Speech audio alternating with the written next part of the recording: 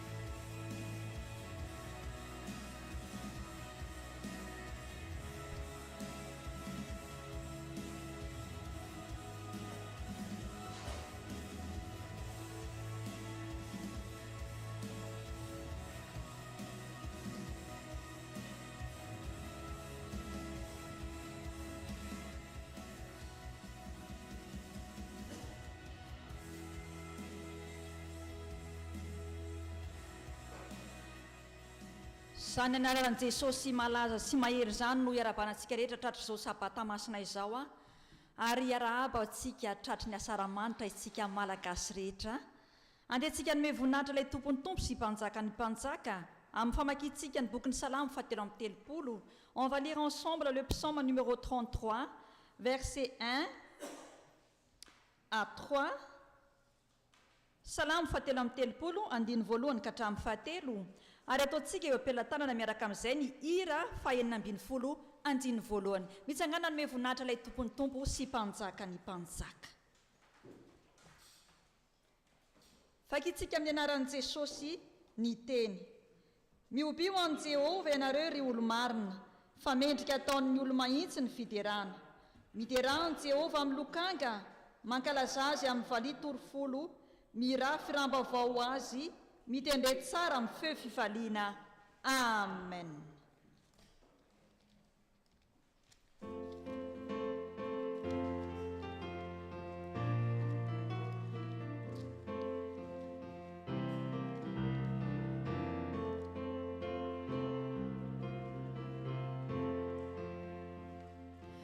Avirivajatanio si buninawandanja ira isaveu kamira ifana vutalehibe shaya muzena marube dia vitare kamidera shaya muzena marube dia vitare kamidera.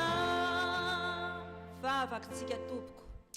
Zany tokoa ny rasandratra ry Andriamanitra ray zanaka ary fanahy masina. Misaotra anao izay mideranao manome voninahitra ny anaranao tratra ity sabatanao masina ity. Mankasitraka anao izay tsiraray avy tonga eto amin'izao kianjanao masina izao, fa ny tantaninao dia no tomboilay fananao masina. Misaotra anao indrindra izay manome voninahitra ny anaranao noho ny fiarovanao anay tsiraray avy nandritra ny herinandro izay nivakivakianay. Fa na dia tahoarany zavatra maro samihafa mifamafao teo amin'ny fiainanay, taony velam-pandrika ny ataon'ny devoly, dia mbola vienay natrapamonjeny izay tsiraray avy tonga eto amin'izao toerana izao, izay fotoana ifanarahanay hanomezanay voninahitra ilay tompony tompo sy mpanjaka ny mpanjaka. Fotoana izay atsiarovanay koa Jesosy malalo ireo mpianakaviana rehetrarehetra no fahatsiarovana azy ireo, ary koa fotoana izay ahafahanay mitondra bavaka ny firenena izay tany ny avianay dia Madagasikara. Ataonay ahoana ny tsy hisaotranao sy tsy hanome voninahitra ny anaranao no lehibe ny fitiavanao sy ny famindraponao, ka na dia tsy tahaka ny foman'ireo anjely tsy mitovy amin'ny foman'ireo olonao masina ny an-danitra azy. Raso ny fanomezam-boninahitra izay atolotra ianao fa vokatry ny fonay manao hoe masina, masina, masina Jehovah tompony maro, heniky ny voninahiny tany rehetra. Amen. Mazoa toerantsika tompoko. Mialohan'ny andrenesantsika ny sitrapon'Andriamanitra dia ataontsika ny hira 734 andiny voalohany sy ny fahatelo.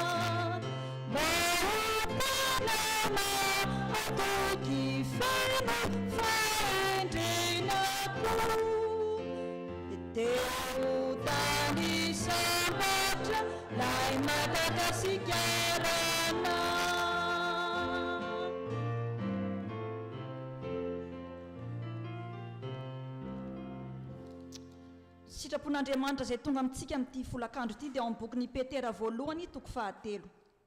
1 Pierre chapitre 3 verset 8 et 9. 1 Pierre chapitre 3, versets 8 et 9. Vakina amin'ny anaran'i Jesosy.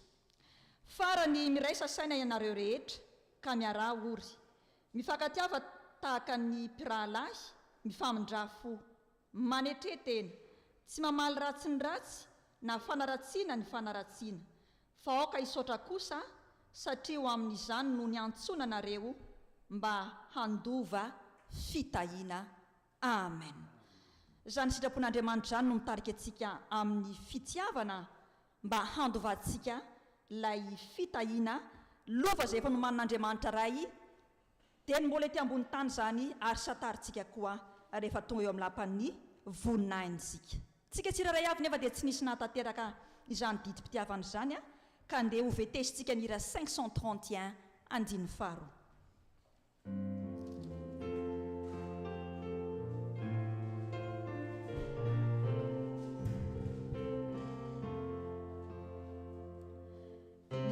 Suparana lefu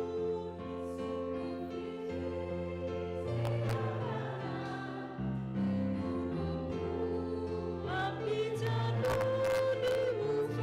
di mufarafi avalana ifumana di makan atau fitiana mana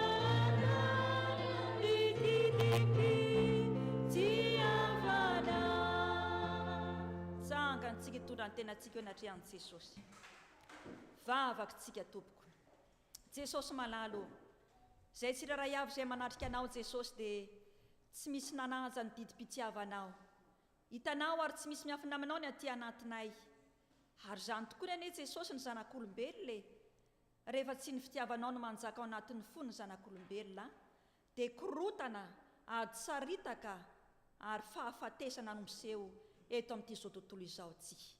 Androany ianao Jesosy dia miteny sy mananatra anay izay mpanara-dianao, fa tianao zahay iray saina, iray fo, iaina ny didim-pitiavanao. Mibebaka, mivalo, mandadilady manoloana an'izany sitraponao izany Jesosy satria tsy tanteraka izahay.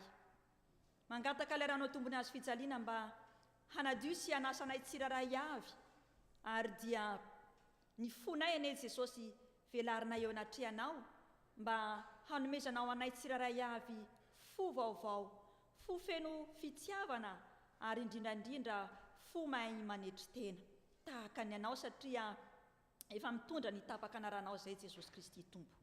Mahatoky sy mino izay Jesosy fa hamindra fo aminay ianao araka amin'ny teninao hoe izay mitsotra ny fahotany no ambininy. Ko andreto izay Jesosy io sasao madio ho afa-pahotana ary diovy mba ho afa-keloka satria taminao dia taminao ny nanotanay ary ny ratsy indray teo anatrehanao no efa nitaterahanay. Dia marino aminay tsiraray avy ary Jesosy malala ny teninao manao hoe fitiavana mandrakizay no nitiavako anareo, izany naparetako ny famindrapoko aminareo. Efa tonga ho ianao ny zanak'olona hitady tsy hamonjy ny very. Dia Jesosy Kristy tompo avy any Nazareta izany. Voavelany elokareo no ny anaran'ny masina midy raha ny tomponareo. Izany no sahianay miteny tahaka ny Davida manao hoe sambatra ny olona izay voavelany elony sy voasarina ny fahotany. Sambatra ny olona izay tsy sain'i Jehovah eloka ary tsy misy fitaka ny fanahany. Amen.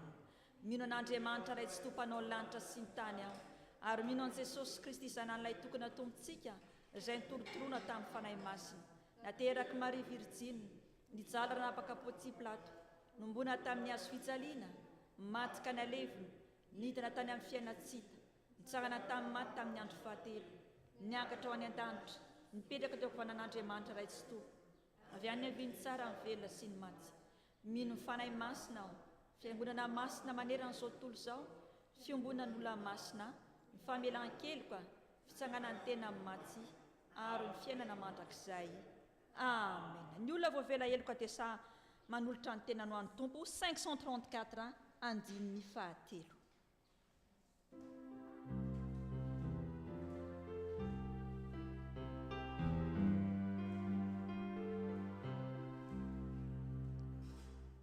Fai tudo de lua, Jesus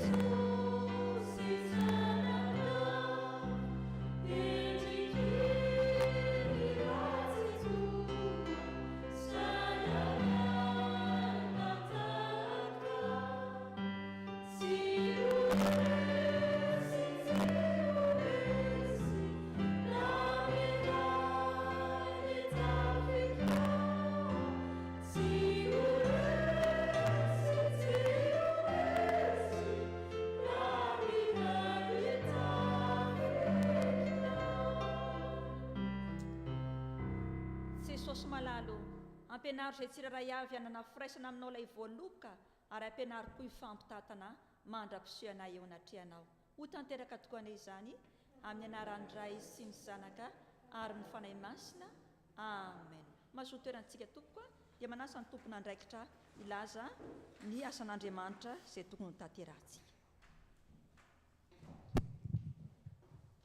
Dia faly miaraba antsika rehetra ry havana tratran'izao ahasaramanitra izao. Dia faly miaraba ny ray koa tratran'ny fetin'ny ray rehetra. Andriamanitra ny fiadanana ne omba sy tantana anareo mandrakariva. Toy izao ny raharaham-piangonantsika. Ilazana isika fa ny fotoam-pivavahantsika amin'ny heriny dia arahantsika amin'ny Zoom. Kanefa raha misy fianakaviana te hampandroso dia afaka mampilaza ny ray aman-dreny mpitandrina izy. Ny anjaran'ny sekoly alahady ny manao ny vavaka sy ny mamaky ny tenin'Andriamanitra amin'ny heriny anio. Ny fianarana sekoly alahady dia isaky ny asabotsy ka asaina isika ray aman-dreny mba hikonekte mba hahafahan'ny zanantsika mianatra. Ny ora moa dia ny mpampianatra no mandefa izany amintsika. Ho antsika mpianakavy ny finoana entanina isika ary aoka tsy ho adinontsika fa isa maraina dia misy ny vadsim-panahy manomboka amin'ny 9 maraina ny alatsinainy ka hatramin'ny asabotsy ary azotsika enona ao amin'ny YouTube koa izany. Entanina koa isika mpiara-mivavaka mba hanatrika ny fotoam-bavaka isaky ny alarobia sy ny zoma manomboka amin'ny 9:00. Ny vaky-tenintsika androany dia hitantsika ao amin'ny bokin'ny Galatiana toko 5. Dia toy izay ny vaovao-am-piangonantsika dia voninahitra ho an'Andriamanitra irery. Misaotra ny tompona anjara itsika nilaza izay asan'Andriamanitra tokony ho tanterahantsika. Tonga saditsika amin'ny fotoanan'ny ankizy sy ny tanora. Mialohan'ny hitsanganan'ny tompona anjara amin'izany dia ataontsika ny hira 763 andininy voalohany.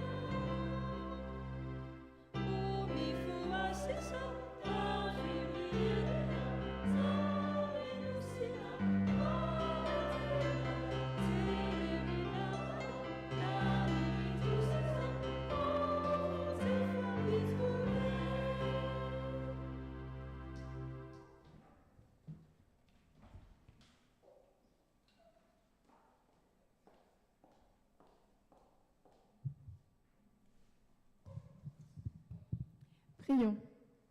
Seigneur Jésus-Christ, merci de nous avoir réunis ce jour. Merci Seigneur pour tous tes bienfaits et nous te glorifions Seigneur pour cette journée lors de laquelle nous célébrons Seigneur l'indépendance de Madagascar. Et nous voulons Seigneur vraiment honorer ton nom et glorifier ton nom parce que tu fais poindre Seigneur ta justice pour ton peuple. En ton nom Jésus-Christ nous prions. Amen. Bonjour les enfants.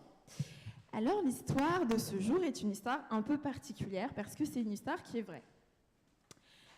Il était une fois un professeur malgache et il était aussi écrivain.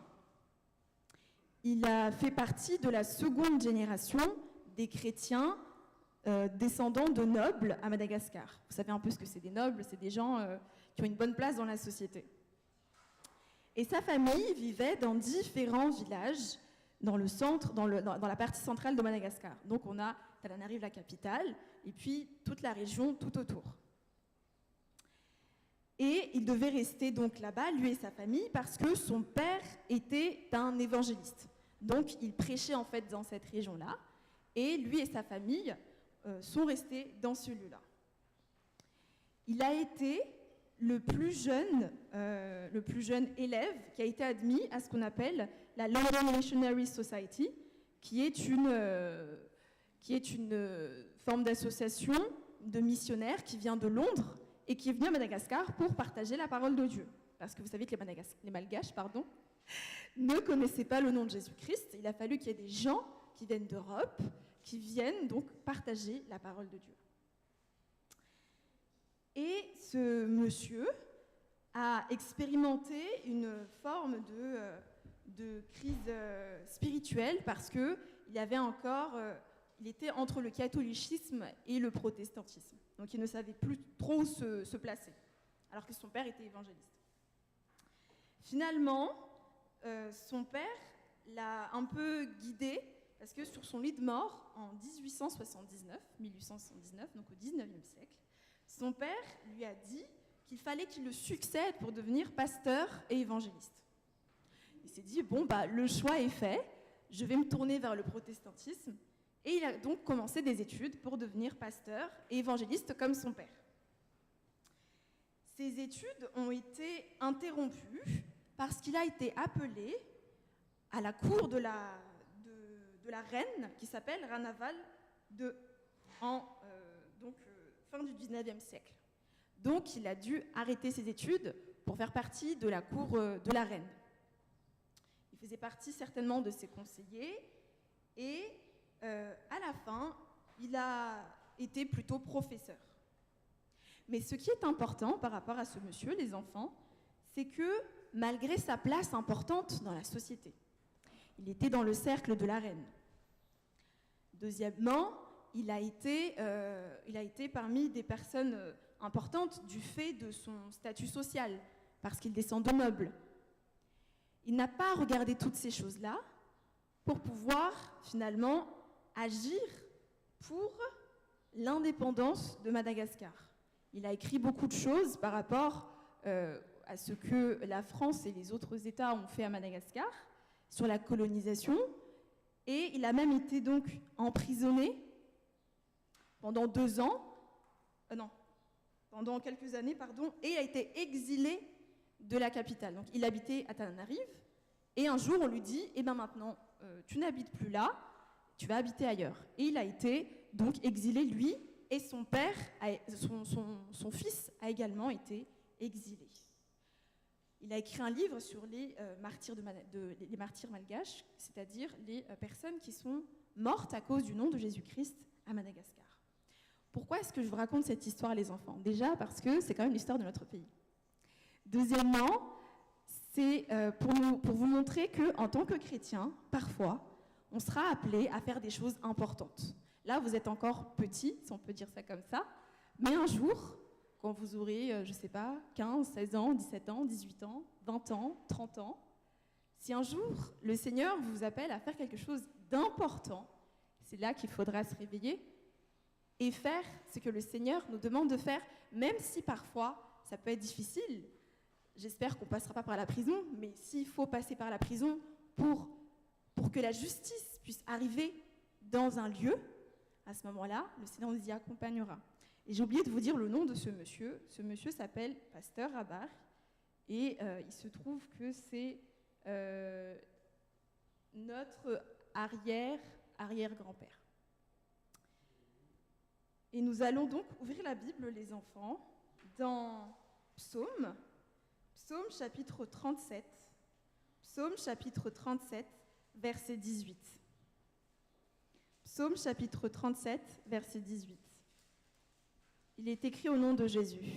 L'Éternel connaît les jours des hommes intègres, c'est-à-dire des hommes droits, et leur héritage dure à jamais. Amen.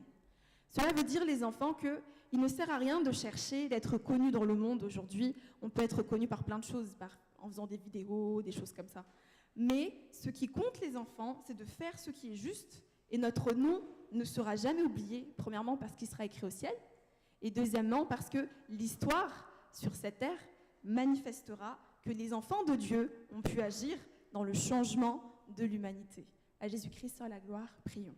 Seigneur Jésus-Christ, nous te glorifions, Seigneur, pour ce jour, et nous te remercions, Seigneur, pour cette histoire. Merci Jésus-Christ pour la vie de toutes ces personnes qui ont œuvré pour l'indépendance de notre pays.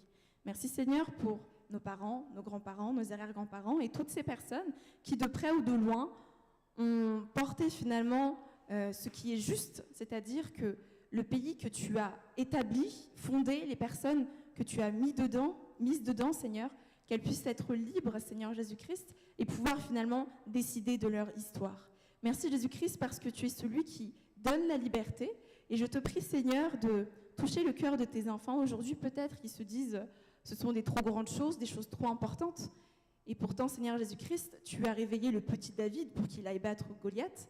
Tu as aussi réveillé le petit Samuel en disant Samuel, Samuel, pour qu'il devienne prophète. Et ce, même quand il était encore très jeune. Tu as appelé un roi qui s'appelle le roi Josias, qui est devenu roi à l'âge de 7 ans, Jésus. Et nous croyons, Seigneur, que parmi nous, chacun d'entre nous, Seigneur, nous avons un appel particulier et que chacun de tes enfants, Seigneur, puisse saisir cet appel et accomplir, Seigneur, la mission que tu lui donnes. Je te demande, Seigneur, de les bénir particulièrement dans leurs études et dans leur vie de tous les jours, qu'ils sentent vraiment, Seigneur, ta présence, que les parents, Seigneur, soient un encouragement et des modèles pour eux, et que nous également, ceux qui enseignent ta parole, nous puissions également les aider à grandir, à mûrir, Seigneur, et à ne jamais avoir peur en se disant que c'est des choses trop grandes, parce que si tu es avec nous, Seigneur, nous pouvons tout accomplir. En ton nom, Jésus-Christ de Nazareth, nous prions et nous bénissons, Seigneur, ton nom. Amen.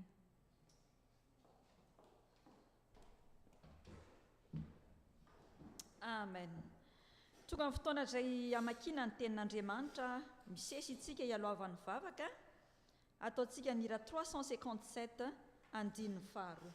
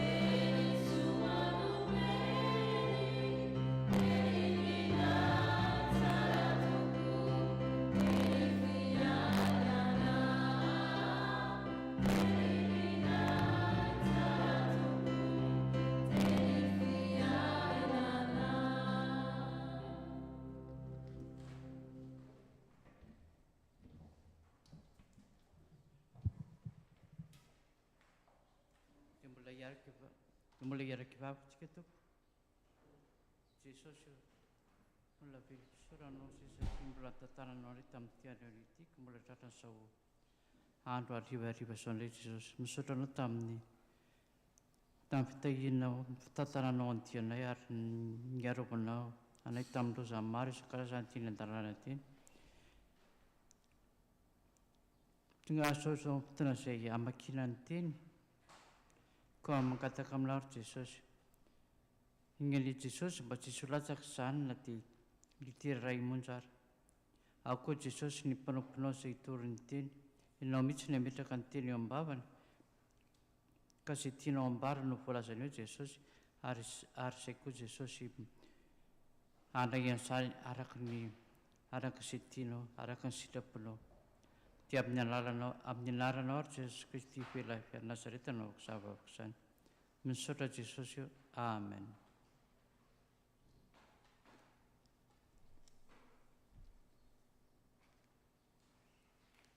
Ny teny angalatsika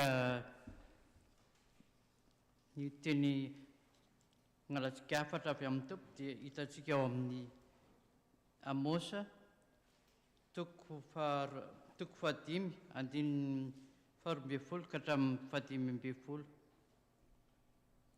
Raha mitovy ny baibolintsika dia amin'ny testamenta taloha pejy 848.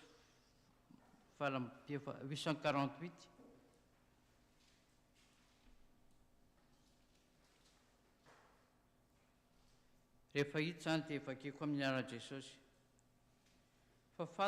Fahafantatro fa be ny helokareo ary fantatra ny fahotanareo. Mampahory ny marina sy mandray kolikoly ianareo ary mamadika ny malahelo eo mba vahady. koa izay manantsaina dia angina amin'izao andro izao, fa andro mampahory izao. Ny tsara no tadiavo fa aza ny ratsy mba ho velona ianareo, ka dia ombanareo Jehova Andriamanitra ny maro, araka izay efa nolazainareo.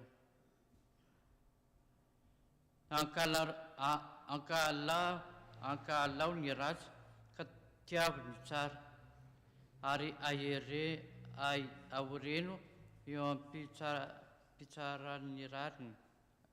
Angamba Jehova Andriamanitra ny maro amindra fo amin'izay sisa amin'ny Josefa. Dia mbola tohizana ny vakiteny.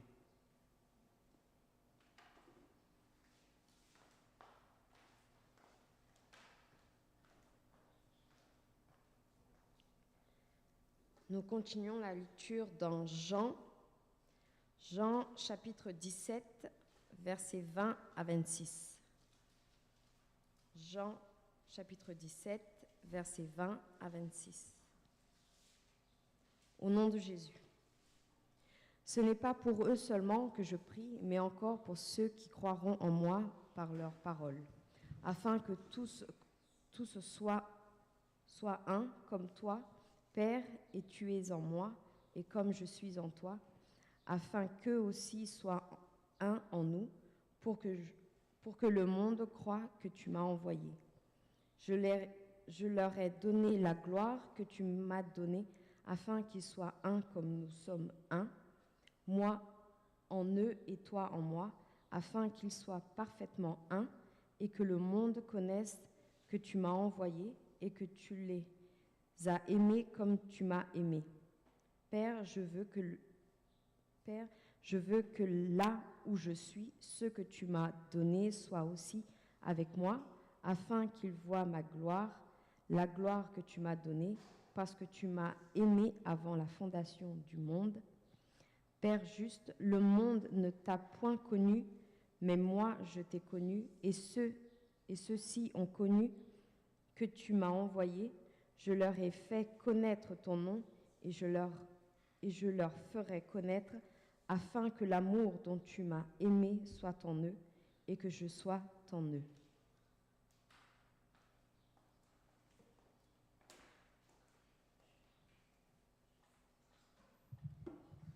Dia ho faranantsika ny vakiteny, izany dia hitantsika ao amin'ny jauna voalohany toko faefatra ny andininy fahafito ka hatramin'ny faraiky ambin'ny roapolo. 1 Jean chapitre 4 versets 7 à 21. Rehefa hita teo vakiana amin'ny anaran'ny Tompo. Ry malala, aoka hifankatia isika, fa avy amin'Andriamanitra ny fitiavana, ary izay rehetra ty no napetrak'Andriamanitra sady mahalala an'Andriamanitra. Izay tsy ty dia tsy mahalala an'Andriamanitra, fa Andriamanitra dia fitiavana. Izao no nanehoana ny fitiavan'Andriamanitra antsika. Andriamanitra naniraka ny zanan'ilay tokana tamin'izao tontolo izao mba hahavelona antsika amin'ny alalany. Izao no fitiavana. Tsy nitiavantsika n'Andriamanitra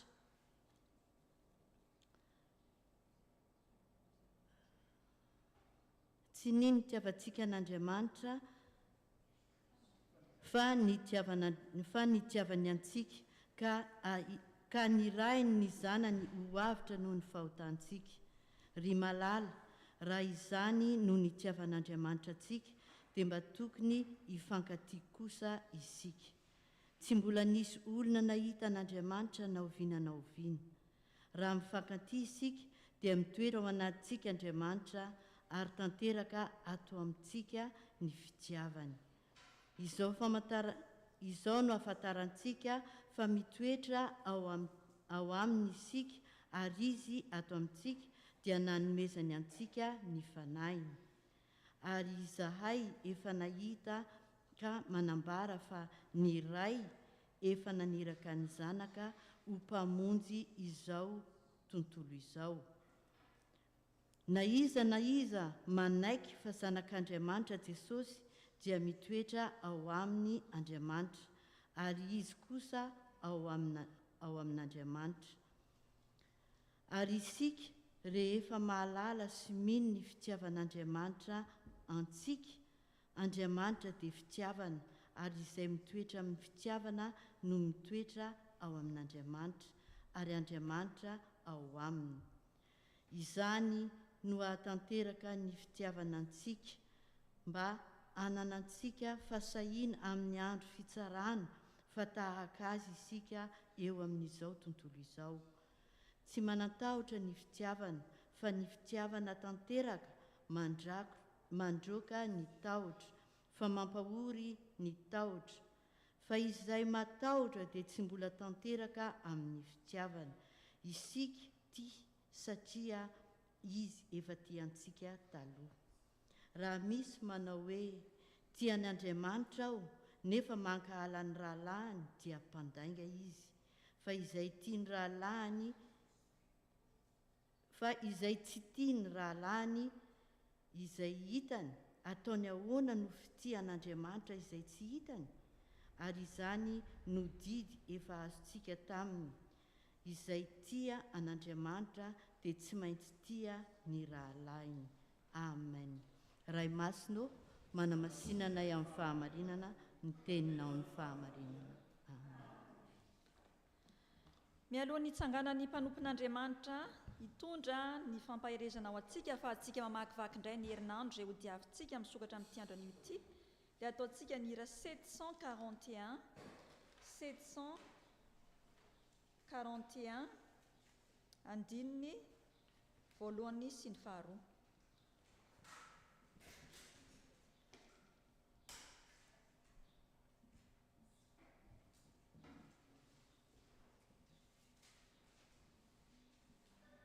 Tsangantsika toa.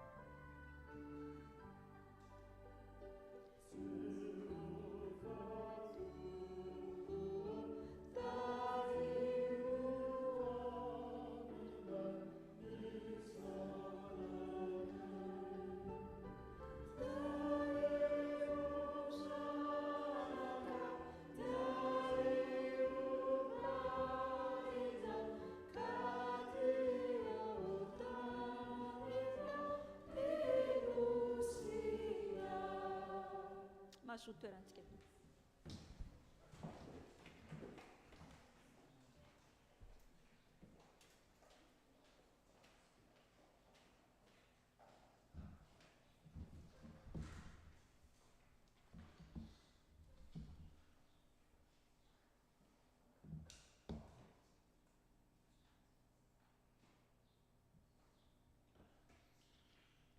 Mbola mampitomboana amintsika mandrakariva ny heriavana ny fahasoavana mampiadanana avy amin'Andriamanitra raintsika sy Jesosy Tompo ary ny fampiraisana avy amin'ny fanahy masina.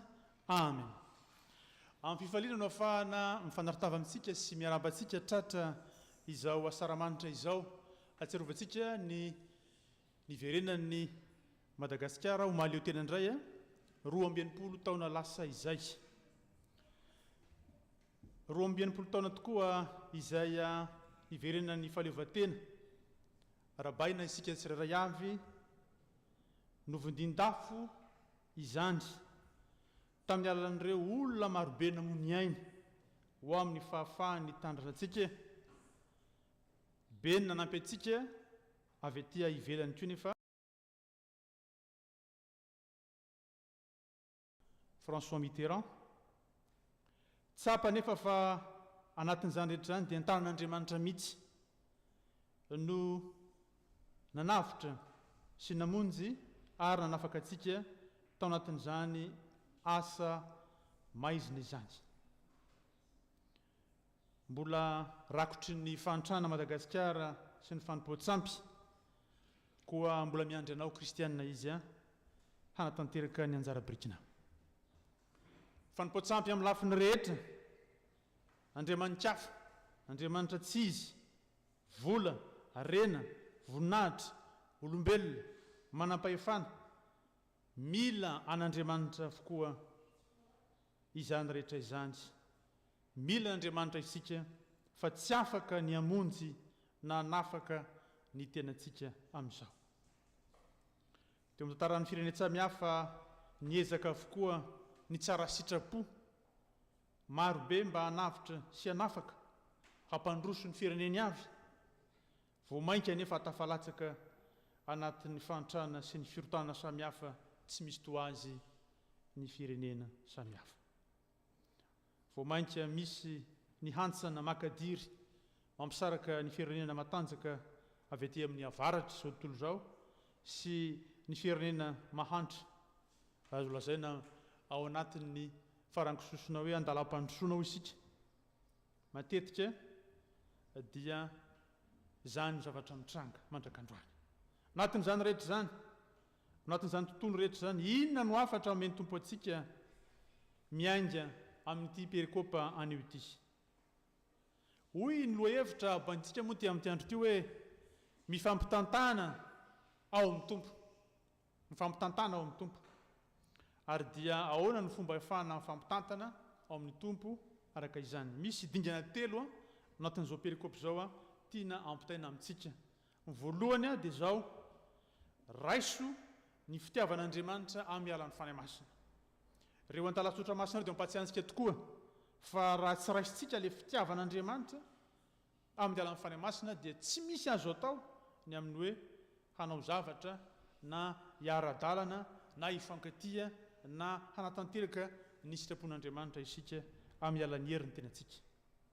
Tanatin'ilay Jaona voalohany izay nivonako teo dia nampisalasala tokoa nandreny hoe raha ny fitiavana ane tsy hoe akory isika tian'Andriamanitra. Tsy izay ny fitiavana, tsy hoe isika ny tian'Andriamanitra. Tsy izay ny fitiavana ozy Jaona. Ary naharaka tsara tao nivaky teny teo dia ohatran'ny somary niato kely ny mpamaky dia nilaza hoe izay marina ve ilay izy. Ny fitiavana dia tsy hoe tsy isika akory ny tian'Andriamanitra. Ary zay tena zava-baovao manova ny toe-tsaina sy ny toe-po satria mieritreritra ny olona fa izy no afaka mitian'Andriamanitra. Tsy ariavana. Tsy isika ny tian'Andriamanitra fa izy no tiantsika taloha.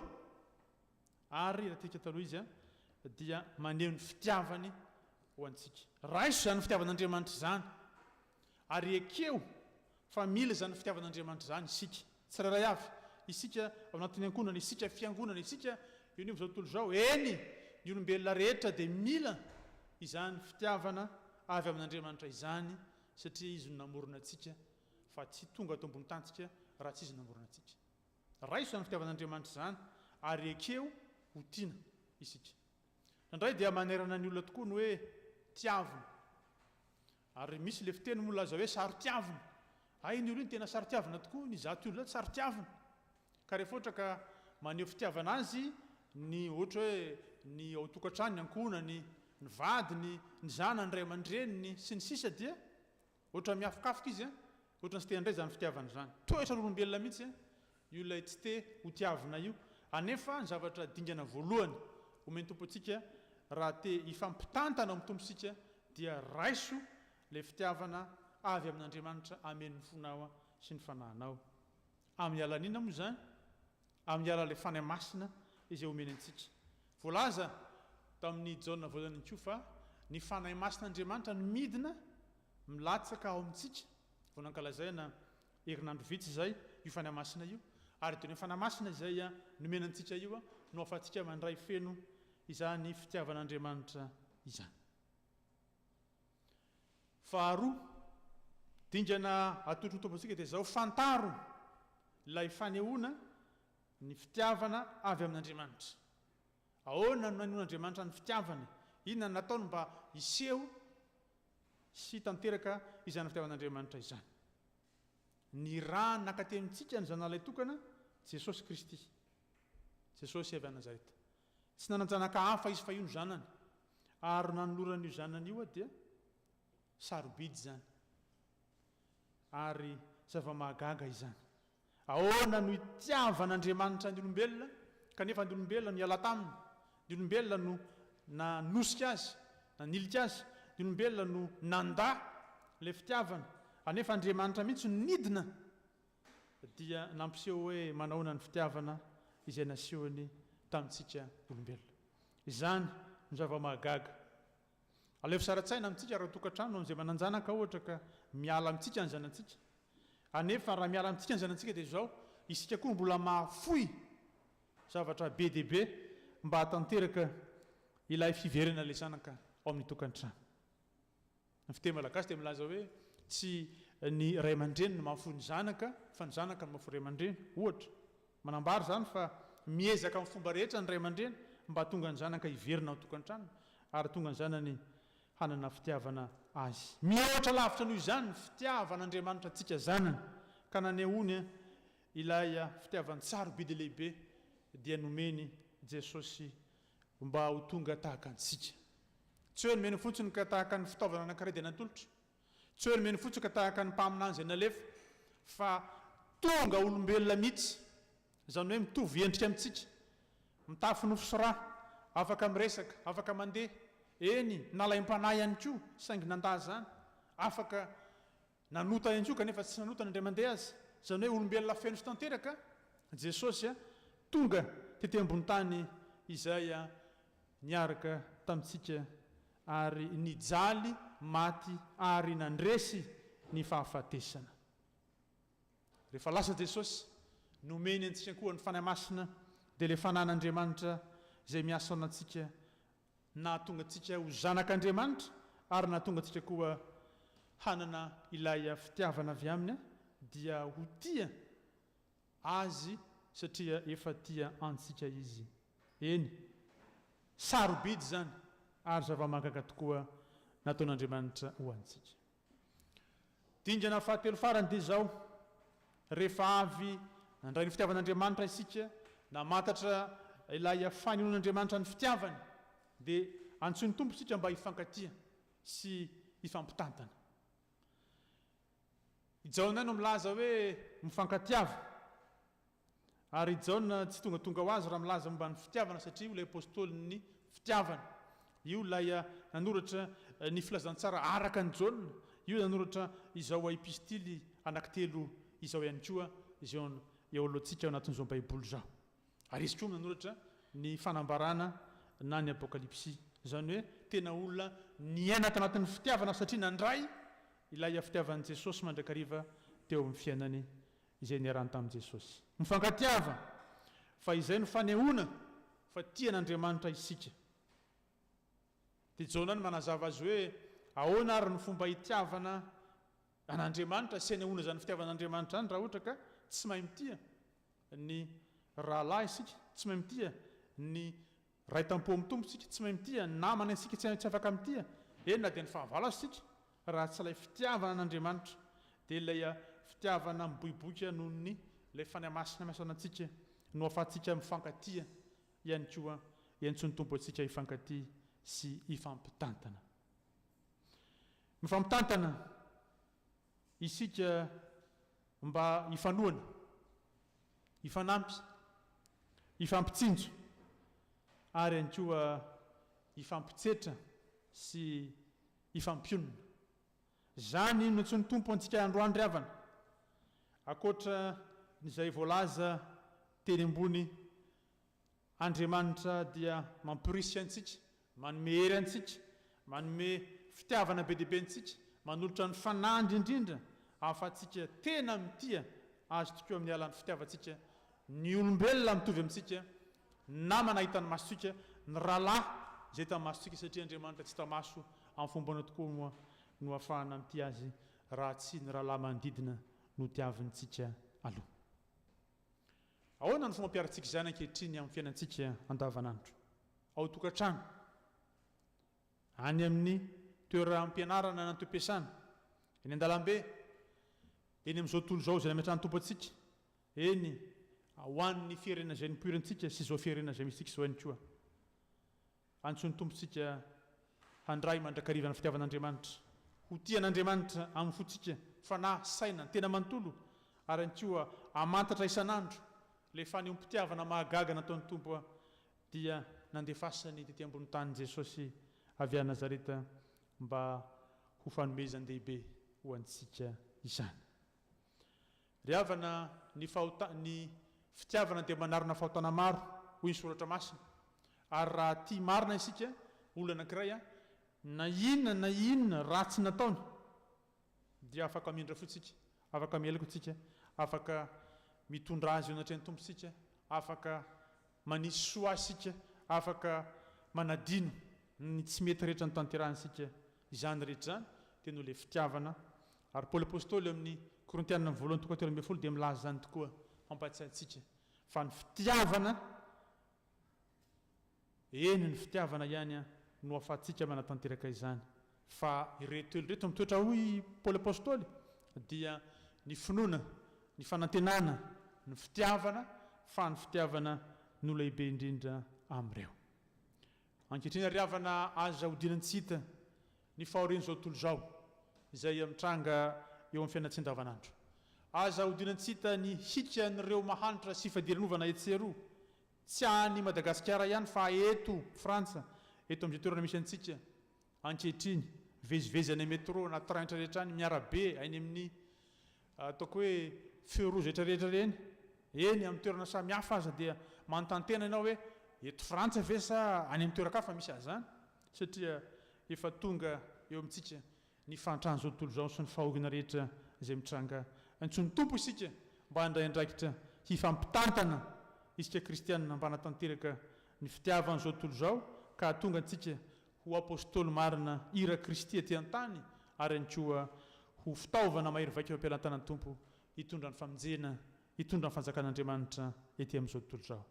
Enga nefa ny masina hitoetra amintsika mandrakariva ka hifampitantana isika ao amin'ny tompo dia ho asaramanitra tokoa ty andro ty, fa tsy handalo fotsiny ihany, ahatsiarovantsika izay andraikitra ny antsony tompo antsika ho voninahitra narany.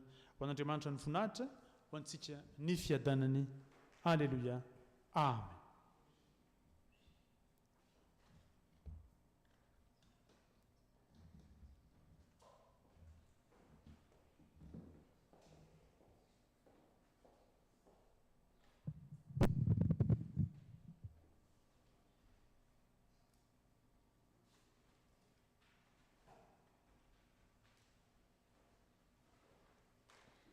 Que la grâce et la paix de notre Seigneur Jésus-Christ nous soient adressées en ce jour. C'est avec joie que nous pouvons nous voir en ce jour et que nous pouvons nous souhaiter la célébration de la fameuse journée, il y a 62 ans, où Madagascar est redevenu indépendant. L'indépendance a été achetée avec beaucoup de prix et de coûts humains par des personnes qui ont œuvré pour l'indépendance de Madagascar, que ce soit des personnes sur place ou des personnes à l'extérieur, telles que l'ancien président François Mitterrand. Madagascar, aujourd'hui, est encore rempli d'idolâtrie et de pauvreté, de faux dieux, l'argent, les gens, l'honneur, la gloire. Et pourtant, l'ensemble des personnes ont besoin du salut par Jésus-Christ. Et si nous regardons également, les nations tendent à être indépendantes, à rechercher le développement de leur pays, et souvent, cela se termine par un non-succès. Et si nous regardons, la fosse entre les pays riches et les pays pauvres, ou dits en développement, est de plus en plus importante. Mais en tout cela, quel est le message de Jésus-Christ? Le thème de ce jour est « Conduisez-vous ensemble dans le Seigneur ou vers le Seigneur ». Le Seigneur nous donne donc 3 étapes pour cela. La première est de saisir l'amour de Dieu par le Saint-Esprit. Sans l'amour de Dieu, il est impossible de faire quoi que ce soit, ni de s'aimer, ni de faire la mission que nous avons à accomplir. Et dans l'épître selon Jean, un Jean que nous avons lu, nous pouvons être dans l'hésitation d'ailleurs sur l'un des versets et nous dire « Mince, est-ce que l'amour n'est pas vraiment nous qui aimons Dieu ?» Est-ce que ce qui est écrit est vraiment vrai? Parce qu'on a tendance à penser que justement, l'amour, c'est nous qui aimons Dieu de toute notre force, pensée, etc. En réalité, l'amour, ce n'est pas nous qui aimons Dieu, mais c'est lui qui nous a aimés le premier. C'est cela, l'amour. Ainsi, nous avons à recevoir cet amour dans notre cœur, dans nos familles, dans notre église où nous servons ici, au sein de la communauté humaine. Et de nous laisser donc aimer par Dieu. Parfois, il est difficile de recevoir de l'amour. Et l'être humain agit comme cela. Quand on a tendance, quand une personne reçoit beaucoup d'amour, elle se comporte comme si finalement elle ne voulait pas vraiment de cet amour-là. Or, le Seigneur nous dit aujourd'hui de recevoir l'amour de Dieu par le Saint-Esprit. Et Jean écrit que le Saint-Esprit descend en nous pour déverser l'amour de Dieu. La deuxième étape est de reconnaître les manifestations de l'amour de Dieu. Comment est-ce que Dieu a manifesté son amour? La parole nous dit qu'il a envoyé son Fils unique, Jésus-Christ. Dieu n'avait pas d'autre enfant. Et le fait qu'il ait donné son Fils est quelque chose de merveilleux et de précieux. Comment est-ce que Dieu pouvait-il aimer les êtres humains qui pourtant se sont détournés de lui? Imaginons à la maison si nos enfants se retirent de nous et malgré cela, nous sommes prêts à donner beaucoup de choses pour que les enfants reviennent dans le foyer. Et cet amour-là que Dieu nous donne n'est pas comme un outil, on comprend et puis on garde dans la poche. Et ce n'est pas non plus un prophète qui a été envoyé comme cela a été le cas dans l'Ancien Testament, mais cette fois-ci, c'est le Fils de Dieu qui est descendu en chair et en os, 100% humain, 100% Dieu, qui aurait pu pécher, mais qui ne l'a jamais fait, qui nous a permis de recevoir l'amour de Dieu et que nous pouvons ensuite l'aimer en retour, car il nous a aimés. La troisième étape est que quand nous avons reçu l'amour de Jésus-Christ, il nous appelle à nous aimer et à nous conduire ensemble. Jean dit que nous avons à vraiment nous aimer. Lui qui est l'apôtre de l'amour, il a écrit les épîtres selon Jean, il a écrit l'évangile selon Jean, il a écrit l'Apocalypse. Donc c'est une personne qui a manifesté l'amour de Dieu dans l'ensemble de sa vie.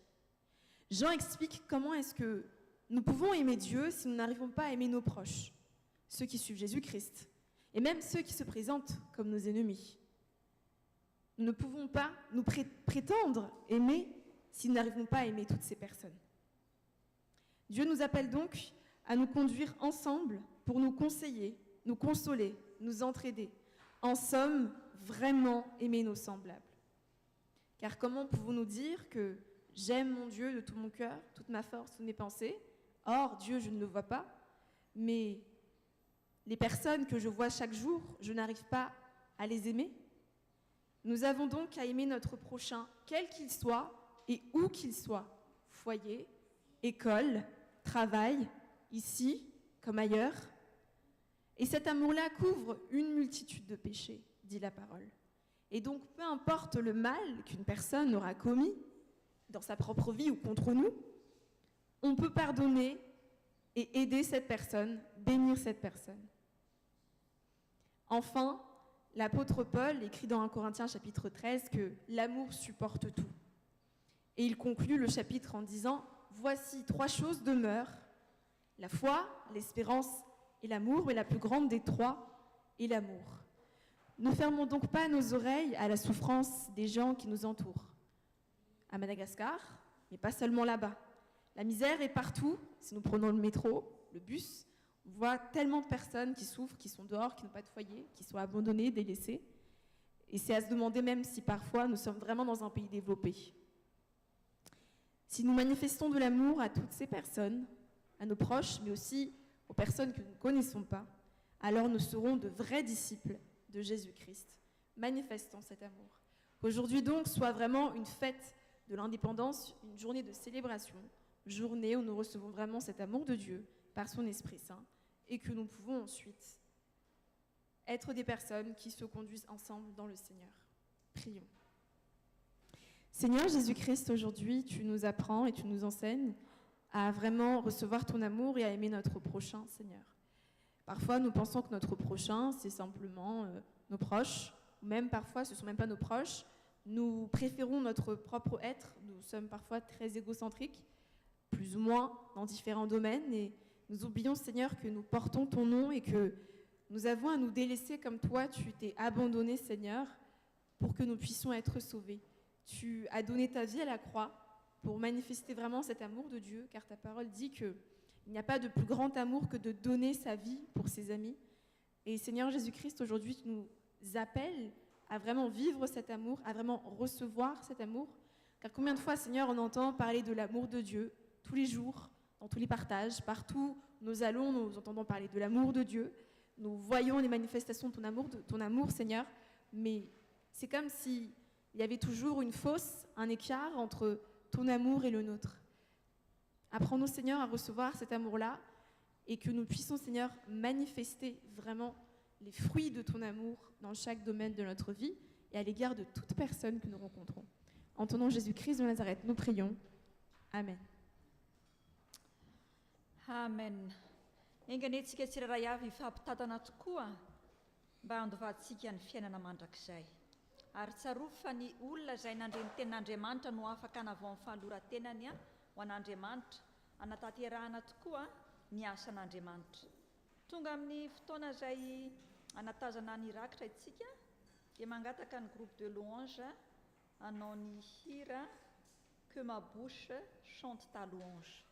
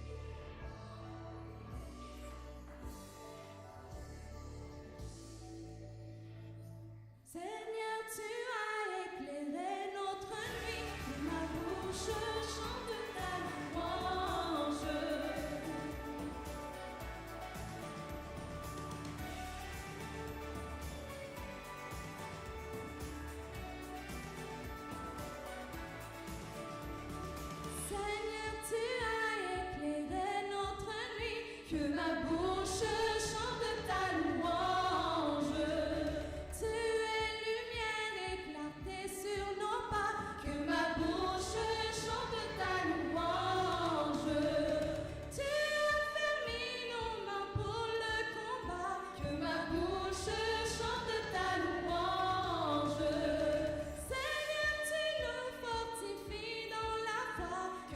bouche chante ta louange, sois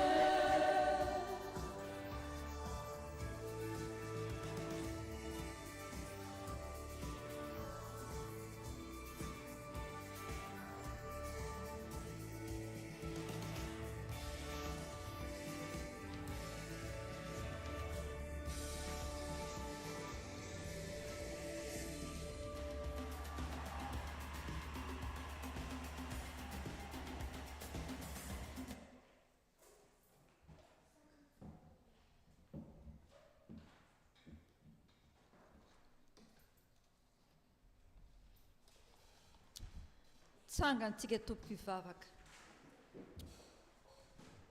Hoaka tokoa n'izay Jesosy ankalazanao sy hanome voninahitra anao mandrakariva amin'ny fanomezam-pahasoavana sy ny talenta nampindraminao anay tsiraray avy, satria tsy misy anay ireny fa pindrana fotsiny izay ary nasenao hitantana. Raisoanitra kasitrahanao ara Jesosy ny fanantitra izay natolotray, ahafahana Jesosy manitatra ny fitoriana ny filazantsaranao eto amin'ity zao tontolo izao mbola rakotraizina. Dia ampianaro Jesosy ny isam-batan'olona sy ny isam-pianakaviana koa, hanatanteraka ny asa fanompoana sy ny asa fiantrana amin'ny fitiavana, amin'ny manodidina sy ny toerana izay ampandrahanao anay tsiraray avy. Mba ho voninahitry ny anaranao anie Jesosy ny fahavelomanay ary tsy hafanty antoka anao ny antom-pisinay. Amin'ny anaranao Jesosy Kristy Tompo, ilay tianay no anandratanay sy anaovanay izany vavaka izany. Misaotra mpamonjy eo. Amen. Mahazo toerantsika Tompo. Misaotra an'Andriamanitra lehibentsika satria lehibe ny fitiavany antsika, ary izany fitiavana izany mbola amelarany izao fanasana masina izao anasany asa anao amin'ity folakandro ity. Alohan'ny rosotsika amin'izany latabatra masina izany dia manasa ny atokopira hanao ny hira mpanao lalana.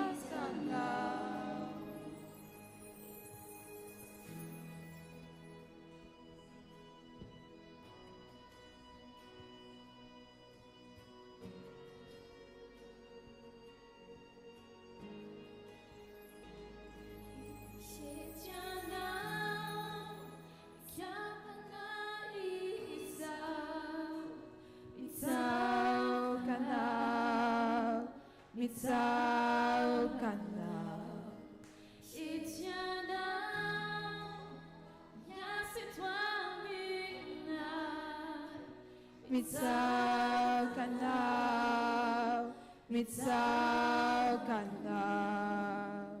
Ezianao, landova fianana, mitsaokanao, mitsaokanao. Ezianao,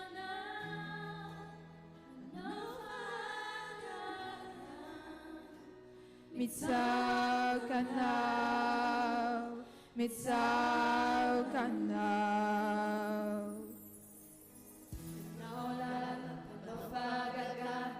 Tanante mazava miposaka tompo zay no tianao.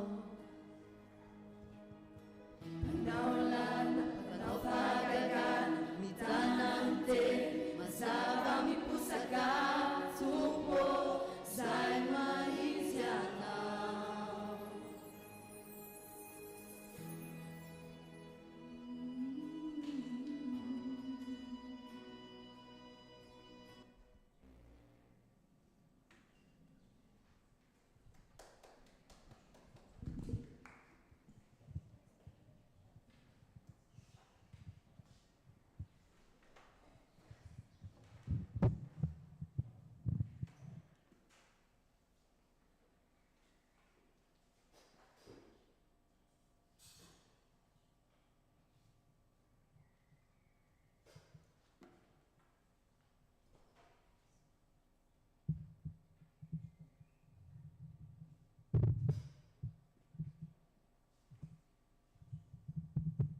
Andriamanitra ilay mpanao fahagagana tokoa no mitondra mazava miposaka tonga eto amintsika amin'ity folakandro ity a. Andehantsika no manao fo amam-panahintsika manoloana ny zolatabatra masina izao ivavaka tsika tompoko. Ry Jesosy Kristy tomponay eo ianao ilay mpanao fahagagana tokoa no manatrika anay amin'izao folakandro izao. Sotranao no ny amin'ny teninao mankasitraka anao manome voninahitra ny anaranao Jesosy. Ary dia fantatrao ny aminay tsiraray avy, ny tsy fahatanterahanay, ny tsy famendrehanay satria tsy mendrika akory izay Jesosy ny tsipona ny latsaka amin'ny latabatra ao. Kanefa hoy ianao izay manantona tsy mba ho laviko mihitsy. Izany no sahiany manantona anao Jesosy hampanetretena ary dia manaiky mandrakariva ny ho sasanao, ho avozinao, ho tonga olom-baovao a, mendrika tokoa ny fanasana izay faratapony indrindra eto amin'ity zao tontolo izao a, anasaonao anay tsiraray avy amin'ity folakandro ity. Hatrefeny Jesosy ilay mpanao fahagagana izao folakandro izao a, mba ahitana koa ny fahalebiazanao sy ny herinao satria Andriamanitra mahery anao a. Velona ianao ary fitiavana mandrasika tokoa noho ny tiavanao anay. Alléluia. Amen. Ataontsika nira 432 a, andininy fahatelo.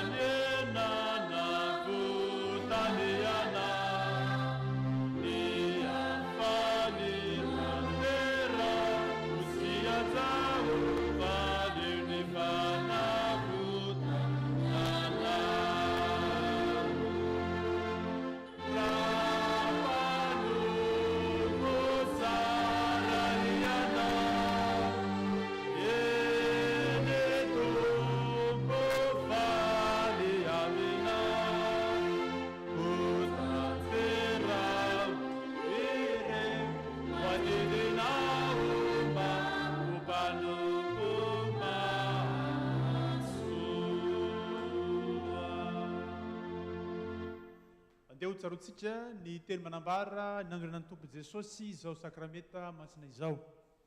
Jesosy tompo tamin'ny alina izay mandeha anazy dia nandray ny mofo ary rehefa nisaotra an'Andriamanitra izy a dia nizara tamin'ny mpiandana na hoe raiso hany ity ny tenako izay ianareo izao natao fahatsirovana na oviana no mihinana ianareo. Tahaka izany koa ny kapoaka rehefa nisakafo ny tompo dia niteny sanambara tamin'ny mpianatra na hoe raiso sonetra ty fa ity no rako ny rano fanekena mandrakizay izay alatsaka anareo ho fambelan-keloka. Fa naovinao ny tompo mena tompo fotony a sy misotro kapoaka dia manambara ny fahafatesan'ny tompo mandra-piveriny indray isaorantsika ny tompo ny lanorany tenany ho antsika. Amen. Eurantsika ny hira ray 1940 441 ny andininy fahadimy 441 ny andininy fahadimy.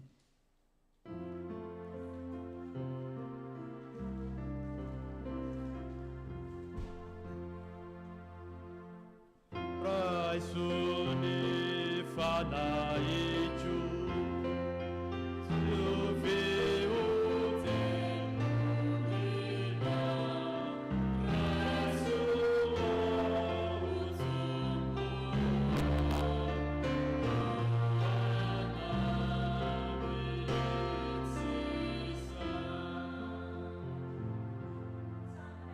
Tsika angataka ny fanahy masina. Zany tokoa ny Jesosy no irasandratra sy fanorinay ny andraisanao mandrakariva voalohany indrindra ny fanahinay sy ny tenanay mba ho diovinao ka ho tepolinao masina tokoa ahafahanao mitoetra sy moninao. Ahidinao raha Jesosy ny fanahinao masina amin'izao famantarana izao ka ny mofo anambarany tenanao, ny kapoaka anambarany ranao. Ka rehefa mihinana sy misotro izany izay dia atsiaro sy atsapa fa efa olom-baovao ary izay dia tepolinao mandehandeha eny amin'izao tontolo izao hijoro vavolombelonao. Mankasitraka Jesosy ny amin'ny fametranao ny fahatokisana anay feno sy tanteraka na dia eo azany tsy fanteterahanay. Aleluia. Amen.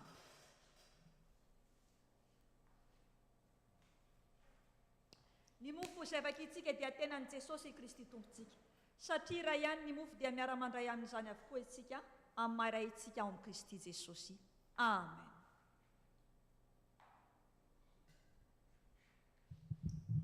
Ny kapoaka ny saorantsika dia firaisana amin'ny rano Jesosy tompontsika ny ranony tompo izay nalatsa ny famonjena antsika. Amen. Tompo, tsy mendrika ny antsoina ho zanakao zahay. Tompo, tsy mendrika ny dirana kory eo ambanin'ny tafotranonay. Tompo, tsy mendrika ny tsimpona ny sombotsombo latsaka avy amin'ny latabatrao kanefa honao hoe izay manatona tsy mbola avoko mihitsy kondretsay manatona anao ray sofa zanakao amin'ny anaranao Jesosy avy any Nazareta misaotra tompo. Aleluia. Petraka tsiravana. Rahatsika ny hira fa efatra ambin'ny folo sy efajato eo am-pizarana ny mofo sy ny kapoaka 444 iraiky feno anitra inty ny zanakao. Before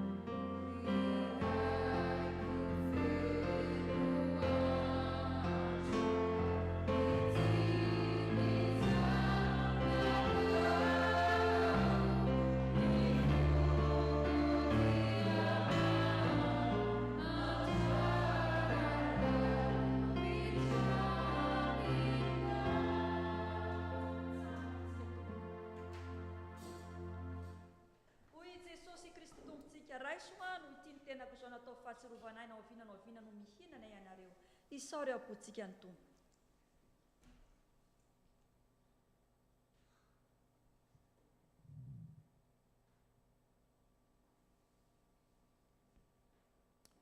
Jesosy Kristy tompo, atao fitsapana tsiraray avy fa ny tenanao tokoa nefa natolotra ao anay.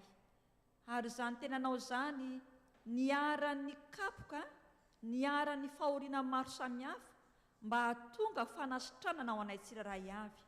Dia ataovy mihitsy Jesosy izay tsiraray avy fa efa nanasitrana anay ianao. Ka ninona Jesosy malala izay asa matin'ny Satana manangolo ny sainay ao, manakivy ny sainay ao sy ny fonay hoe mbola marary ianao, dia didina sorona amenaranao Jesosy Kristy velona sy mahasamanakely avy Nazareta, tsy anaketsana mba fanambe zonak'Andriamanitra eto, fa miala daholo ny devoletra rehetra izay mamono ny fanahy mitondra ny aretina rehetra ambe zonak'Andriamanitra eto, na ara-panahy izany na ara-tsaina izany na ara-batana, miala hoeto ny firongora ny fanimeretrafo misy nareo Satana, ny devoly mitondra ny fahafatesana rehetrarehetra amin'ny lafy rehetrarehetra, any amin'ny fanimeretrafo misy nareo Satana, ny fantôme rehetrarehetra izay mitondra ny fatahorana ambe zonak'Andriamanitra eto, potipotena amin'ny anaran'i Jesosy Kristy velona sy mahasamanakely avy Nazareta, mainareo any fanimeretrafo misy nareo satria ny tenan'i Jesosy Kristy tompony efa nitondra ny fahoriana rehetrarehetra, ary ny tenin Jesosy Kristy milaza hoe nidiakapoka taminy no mitondra fanasitranana anay, dia raisinay izany fanasitrananao izany Jesosy ho anay tsiraray avy. Misaotra Jesosy io. Aleluia. Amen. Hoy Jesosy, sotronareo tefa tia norako ny rano fanekena izay alatsaka ny rehetra ho fambelan-keloka isaoram-potsika Jesosy.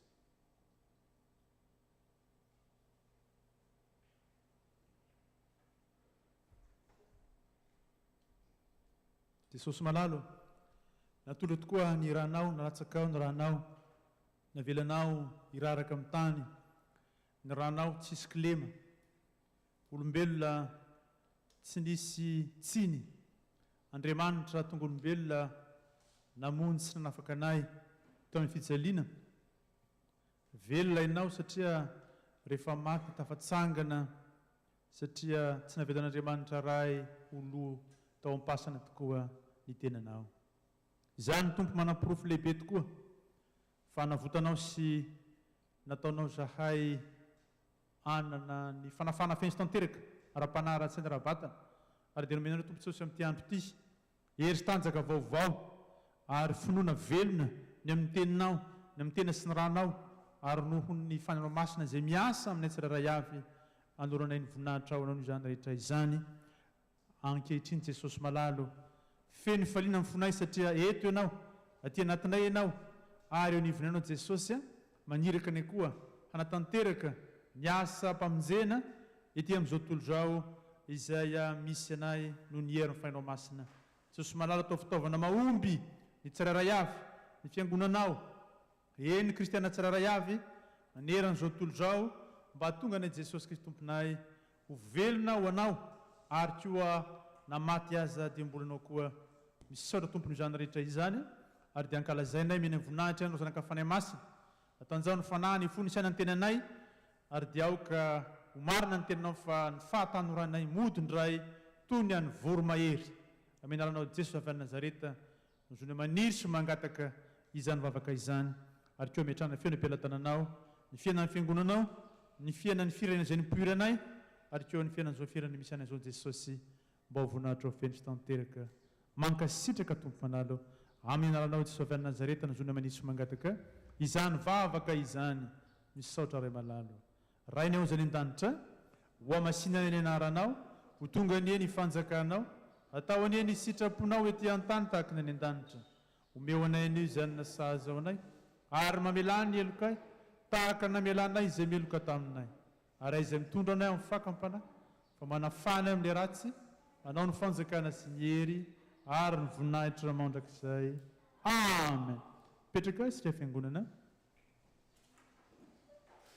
Toyitsika ny hira efatra amby folo sy efajato teo, toyitsika ny hira 444 teo, dia manatona ny ankizy na izay olona mbola tsy mandray fanasoan'ny tompo andray ny tsodrano avy amin'ny Jesosy.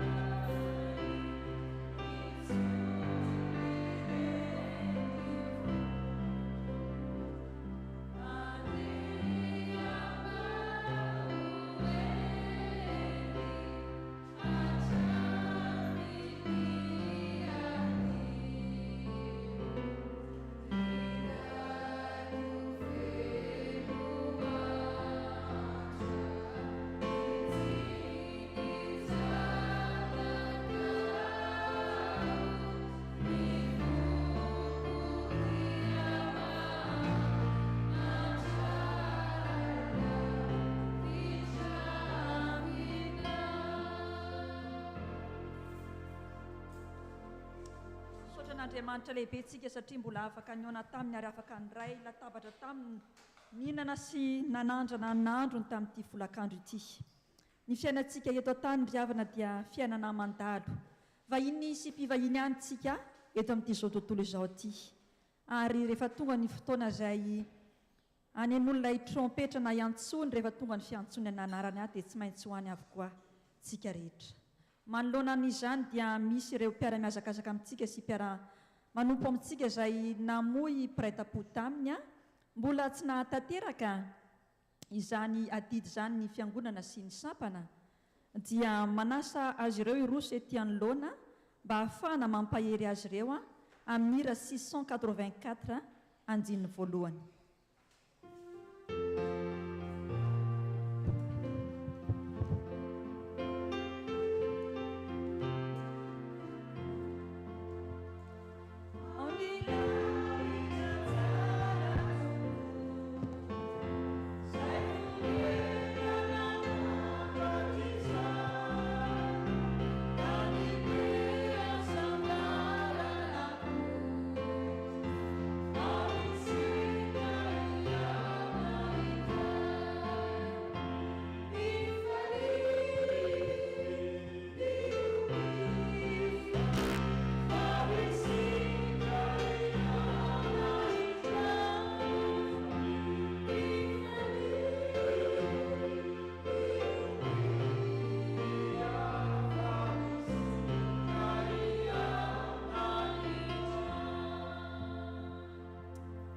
Ava-malala ao amin'ny tompo tsy sanatria mofo tamandry izahay akory fa tsy maintsy misy ny fotoana izay tsy maintsy isarahana amin'ireny ava-malalantsika ireny.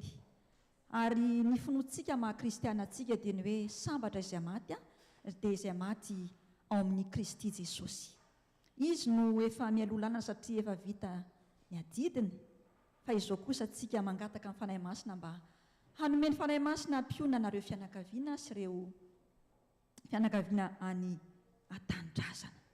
Manoloana an'izany vona izay nahazo ny fianakaviana izany dia mahatsiaro misy ny adidy izay mbola tsy tanteraky ny fiangonana sy ny sampana izay anomponareo dia andreto izahay tompoko mijoro manoloana anareo manatanteraka izany.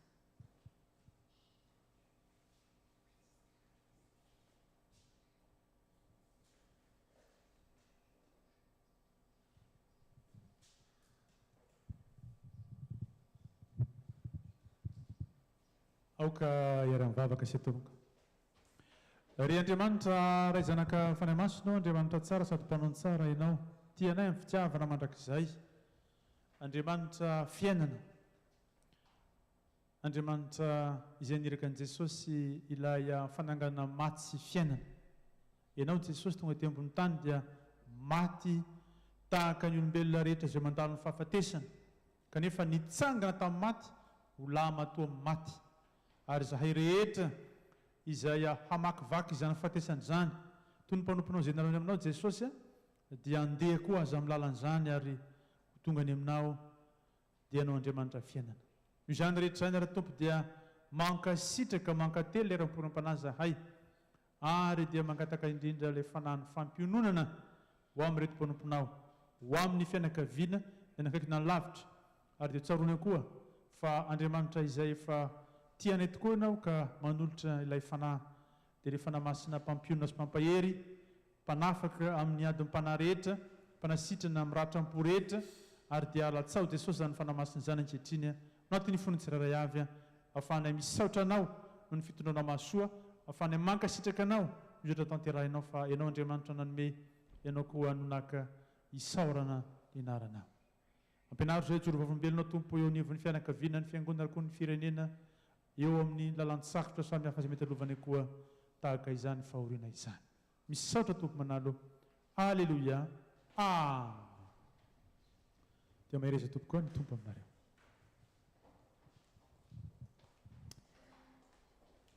Misaotra an'Andriamanitra lehibe tsika satria mbola nomeny izao fotoana izao indray koa mba ahafahantsika mahatsiaro sy mankalaza ny fetindray anivon'izao fiangonana FPMM Mazuna izao dia mialohan'ny anatanterantsika ny fiarabana an'ireo ray aman-dreny sy ny vavaka ho an'ireo ray mpianakaviana dia hanao ny hira aloha ny atoko-pira dada.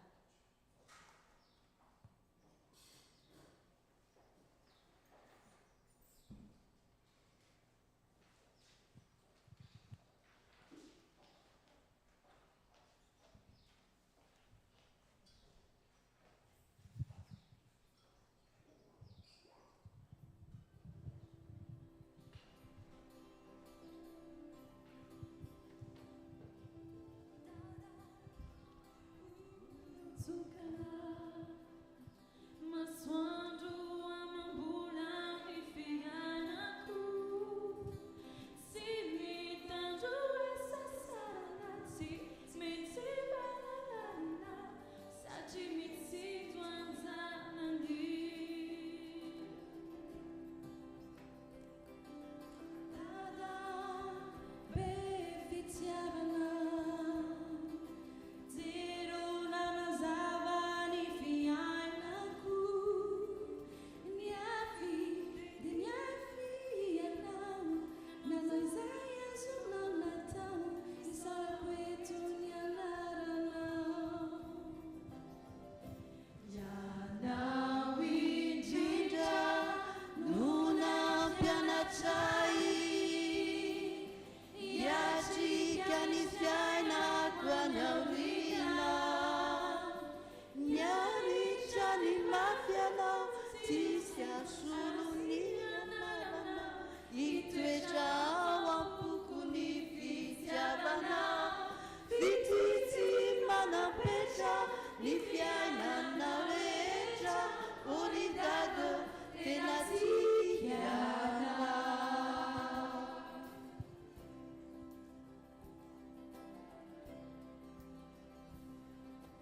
Dada olotokana, masoandro amam-bola ifianako, mitaiza sy nanalokony, na de fotsofosana tao ny vokatry ny fo.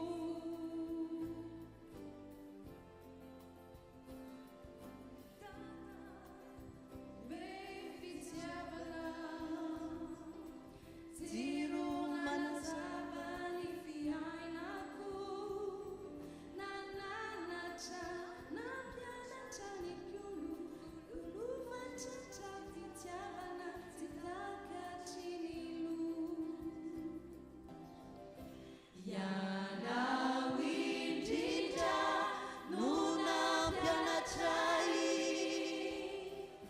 iatrika ny fiainako any aoriana, niaritra ny mafy anao, tsisy olo ny anarana, hitoetra ao ampoko ny fitiavana, fitsitsy manapetra ny fiainanao rehetra, ony dado tena tiana.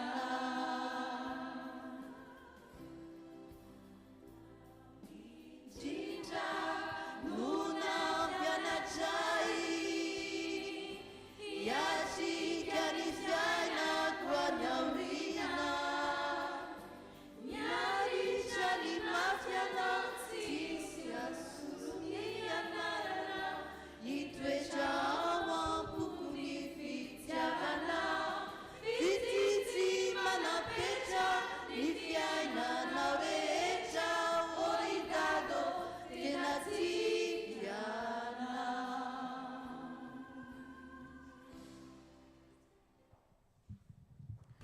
Izany tokoa ny fitiavan'Andriamanitra ray, fitiavana mandrakizay tokoa no fitiavana antsika, ary manoloana an'izany dia misy fahatsiarovana kely dia kely sy tenin'Andriamanitra atolotra ho antsika ray mpianakaviana rehetra izay manatrika eto avy amin'ny fiangonana. Raiso am-pitiavana tompoko fa ny fo manolotra no be diabia, miaraka amin'ireo vavaka izay asandatra ao anareo ry dada malalanay.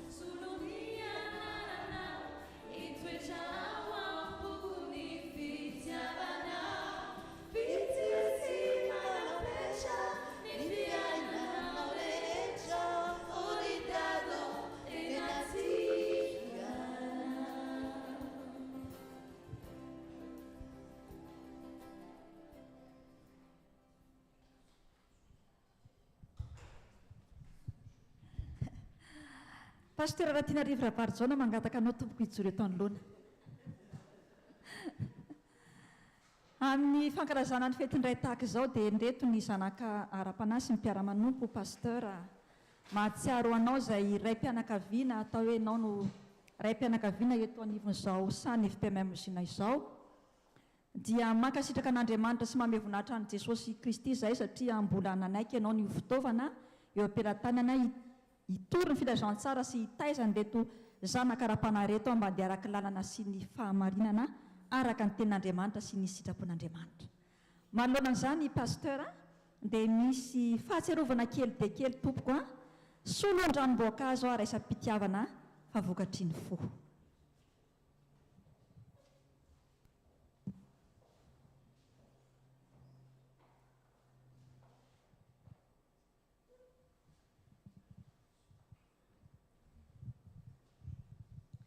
Iara ivavaka isika tompoko.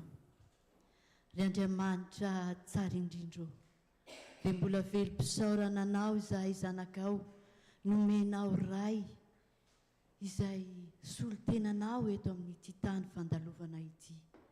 Tompo malalo ireo ny ray mpianakaviana rehetra Jesosy, ianao mahafantatra an'izy ireo, ianao ny mahalala ny ain'izy ireo, ny fahoriana entin'izy ireo, ianao mahalala ny fifaliana, ianao koa mahalala ny etaeta ambon'izy ireo.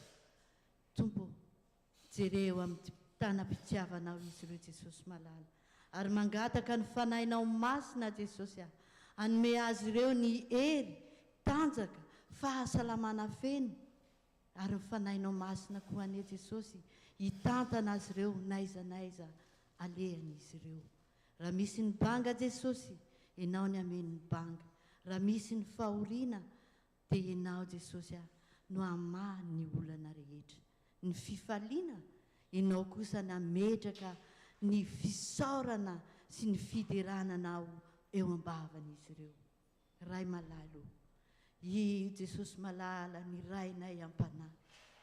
Ianao no nifidy an'izao mpanomponao izao, hitondra ny ondrinao, hitantana, ampianatra, anitsy, ary ampahery azy ireo.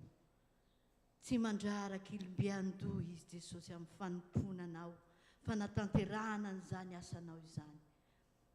Ianao Jesosy malala ny zava-miafina rehetra eo amin'ny fiainany. Ianao mahita ny fahoriana, ianao mahita ny fifaliana, ianao mahita ny onjam-piainana izay lalovany. Ray masina tsara indrindro, ianao ilay be fitiavana, jereo amin'ny tanam-pitiavanao ny mpanompo lahinao. Arovy, tantany, aza vela ho kivy Jesosy malala, ary mifanahinao masina nenao ka hiomba azy mandrakariva, mandra-pahatapitra izao rehetra izao. Masina no hanolo-tsaina azy amin'ny fitantanana ny ondrinao, fiahina ny ankohonany ihany koa.